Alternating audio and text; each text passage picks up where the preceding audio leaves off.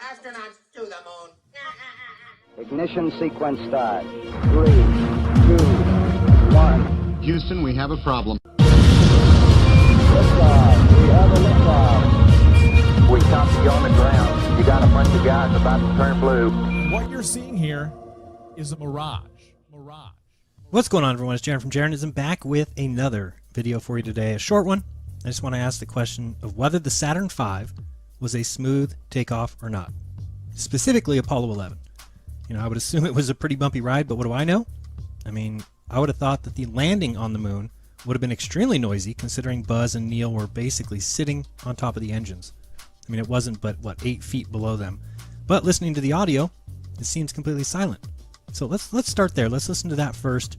Here we go. We're going to listen to the landing of the Apollo 11. You tell me, are they sitting 8 feet from the engine blasting underneath them? Let's hear. 4 forward. 4 forward. Drift into the right a little. Ready? Down a half. 30 seconds forward. Drift. Ready?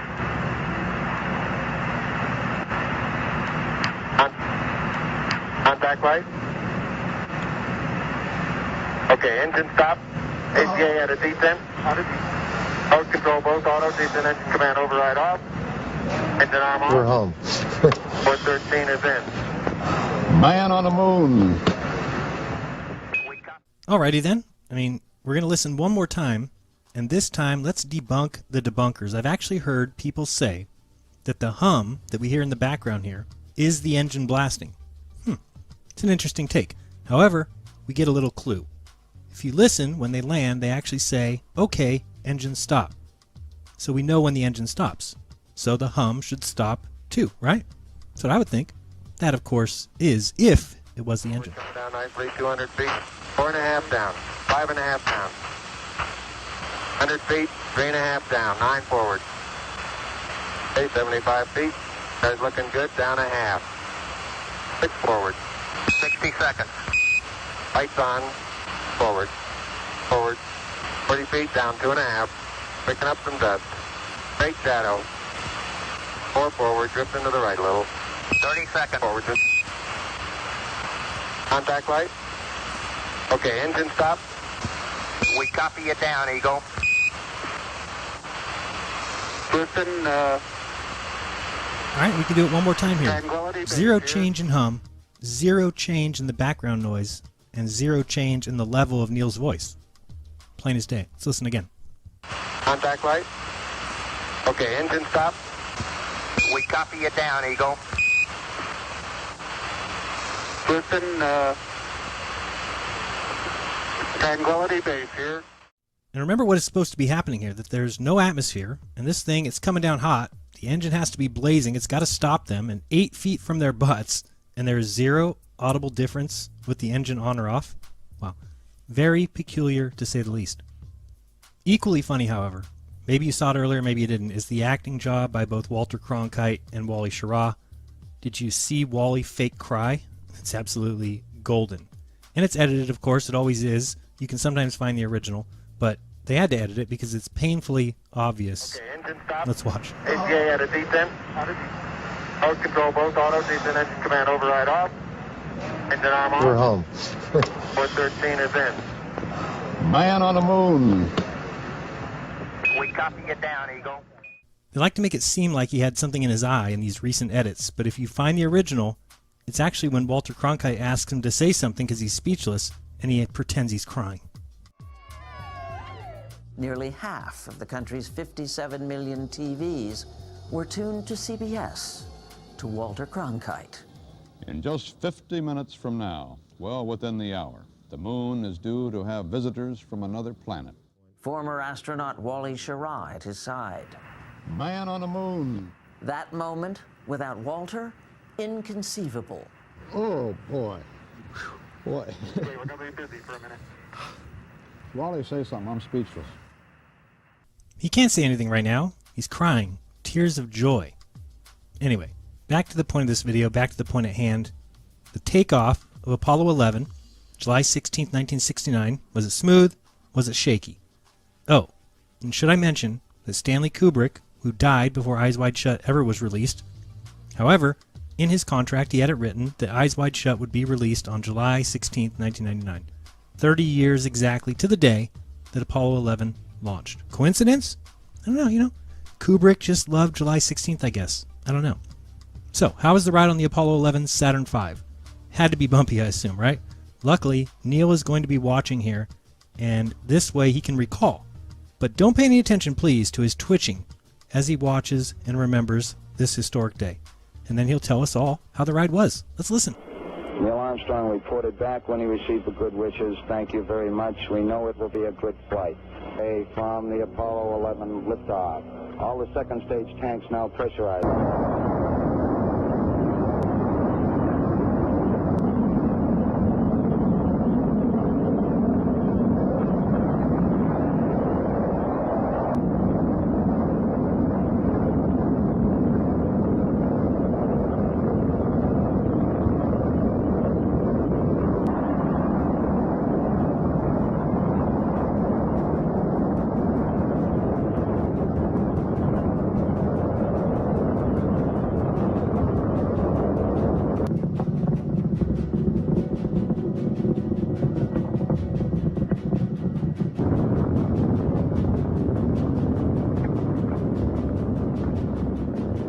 Tell me, in relation to the noise of all that's going on, particularly from ground to the next hit, what sort of noise are we talking?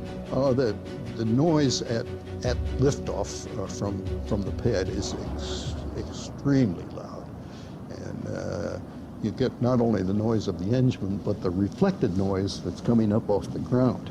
And so consequently, until you fly out of that reflection after about 30 seconds, it's very difficult to hear anything, even with our special helmets and earphones and so on.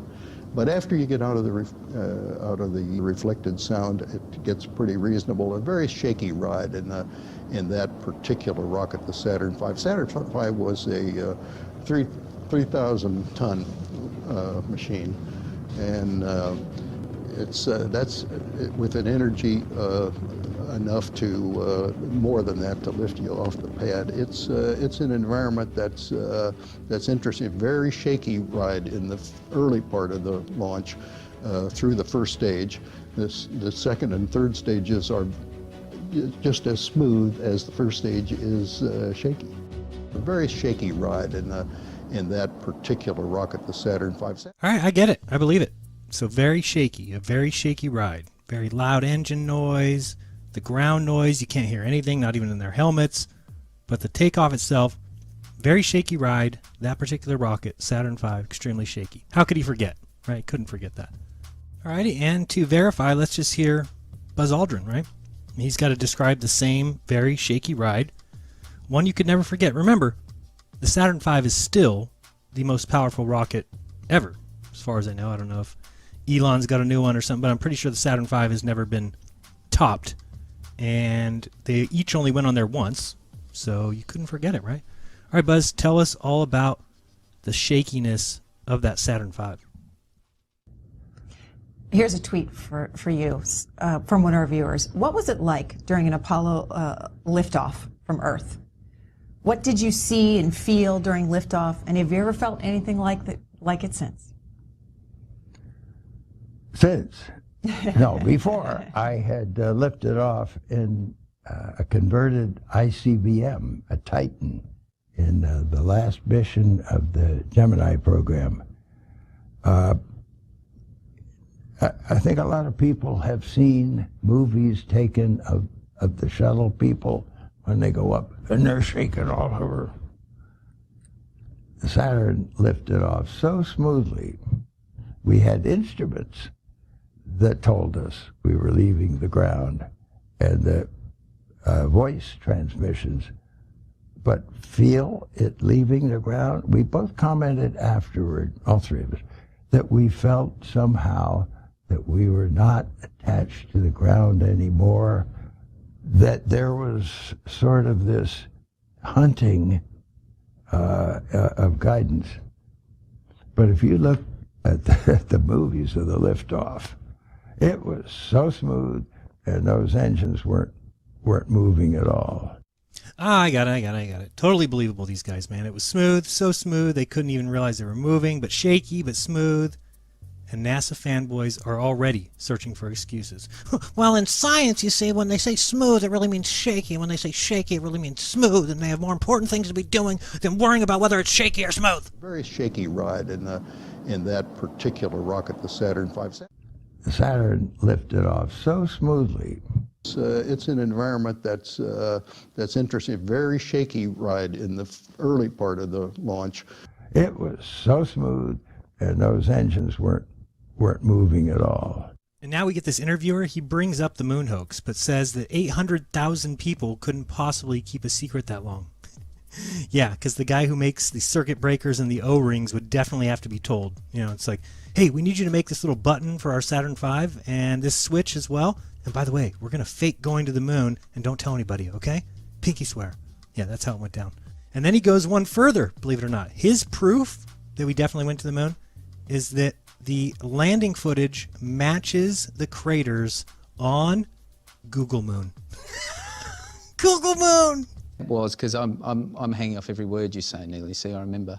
And it was around about the fact that 800,000 staff at NASA couldn't possibly keep a secret. that's right. And knowing how people work, I think that's so compelling, I can't tell you. But in that conversation as well, you alerted me to the fact that someone has put together the most marvellous combination of your landing against Google Moon mapping, which side by side clearly endorses not only that, but every crater, the flag. There's been no property development. We've just decided when we look. Wow, it's just there's so much nonsense surrounding this crap. Can you believe it? I mean, Google Moon matching the landing footage is proof that we went to the moon. Wow. This next clip, I played it before. It makes no sense at all. Let's watch it real quick, and then I'll comment after. Mike Collins, but for today, how often are you reminded of your achievement? Well, if I go out back and look up in the sky and see the moon, either I can remember where I was 20 years ago, or I can pretend I've never been there, and it works for me either way. I'm going to assume that... Watch one more time and then pay attention to Michael Collins' face after. Watch Buzz laughing, watch Neil laughing, and watch Collins actually turn and try and look at Neil. I mean, this is the dumbest statement ever by someone who has been to the moon. I mean, if somebody asked me, Jaron, what do you think about Hawaii when you think about it? If I go, oh, well, I can remember where I was 20 years ago when I was there, or I can pretend I've never been there and it works for me either way. What? How? What do you mean? Mike Collins, but for today, how often are you reminded of your achievement? Well, if I go out back and look up in the sky and see the moon, either I can remember where I was 20 years ago, or I can pretend I've never been there, and it works for me either way. I'm going to assume that it was... Wow. Yeah. So, I mean, believe Apollo 11 if you choose. Go ahead, right? These three, they launched into the sky, but they can't recall whether it was shaky or smooth. The rocket stages separated, and then they entered orbit. Then they slingshot through magical translunar injection. Just when they do that, while being flung, the command module, it kind of emerges out, flips a U-turn, grabs the lunar lander. Then the other piece, I guess, went to Europa. I don't know. And then they get caught in lunar orbit. They separate. They lower down to the surface with no atmosphere. First time ever. Easy, right? Land easily on the moon. Get out. Call Nixon on the phone. They get back in and launch from the same craft that just landed. Up and away. Just perfect to connect with the command module, blast back to Earth, and land in the Pacific Ocean, where Obama's there on his grandpa's shoulders to watch and clap and wave a flag. You want to believe that? You want to believe that, and then believe that look what happens when Elon Musk tries to launch a tin can with nobody in it 5 miles in the air and have it land? Oh, that thing blows up and crashes. But 60 years ago, we were just sending 3 people, just translunar injection, and go land on them. Oh, so great. Just magical. Magical. All right, and last thing before we go, got one other thing to cover, is just the press conference. Everybody's seen it before. Let's watch it again, especially one part, the part where they're saying that they can't see stars from the surface, blah, blah, blah, blah, blah. We've heard all that before. But also, we've heard Neil say many times that you can't see stars in space, in cislunar space, the area between the Earth and the moon. He says that. But the other day, I'm watching Byman Dan. Don't ask me why. Somebody sent me there to watch some stupid video. Anyway, Byman Dan says that the reason Collins says that he can't see stars is because of the glare off the moon when they were on the surface. It's like, hello, McFly. Collins never was on the moon. So when he says he can't see stars, he doesn't remember seeing them at all, he was technically in space. And he was on the dark side of them. He would go around the dark side of the moon. Never saw stars. So can you see stars in space or can't you? We don't know. I don't recall during the period of time that we were photographing the sonar cupola what stars we could see. I don't remember seeing any. I don't remember seeing any. I don't remember seeing any. Neil, you were a little bit. Lastly, everyone has commented on these guys' demeanor. We've heard it all before, but watch these heroes answer this very important question. And then if you can't see what's right in front of your face, then I can't help you. Many of us and many other people in many places have speculated on the meaning of this first landing on another body in space. Would each of you give us your estimate of what is the meaning of this to all of us?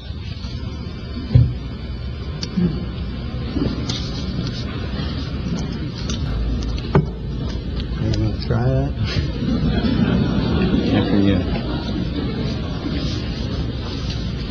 Well, I believe that what this country set out to do was something that was going to be done sooner or later, whether we set a specific goal or not.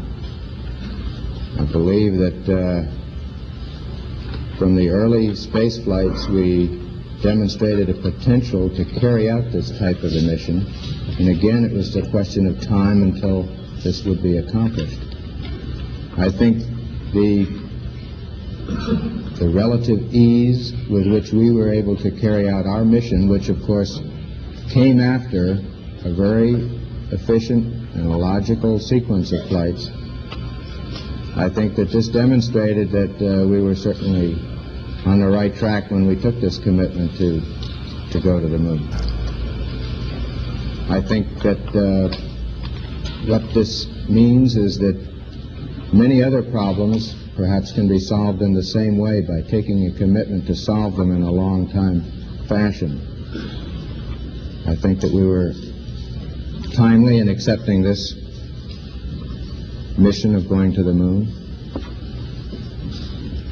It might be timely at this point to think in many other areas of other missions that could be accomplished.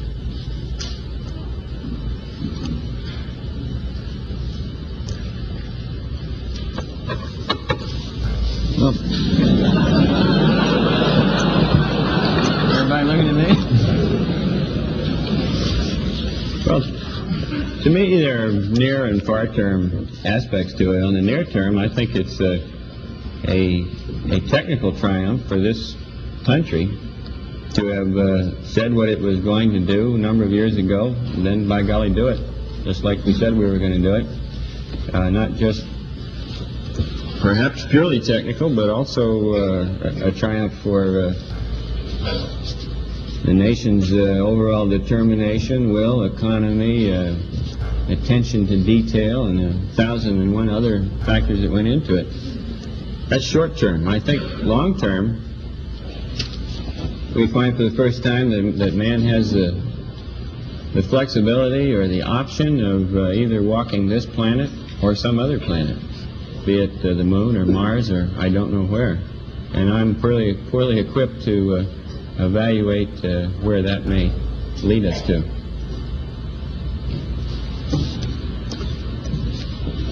I just see it as a beginning, not just this flight, but in this program, which has really been a very short piece of human history, an instant in history, the entire program. It's a beginning of a new age.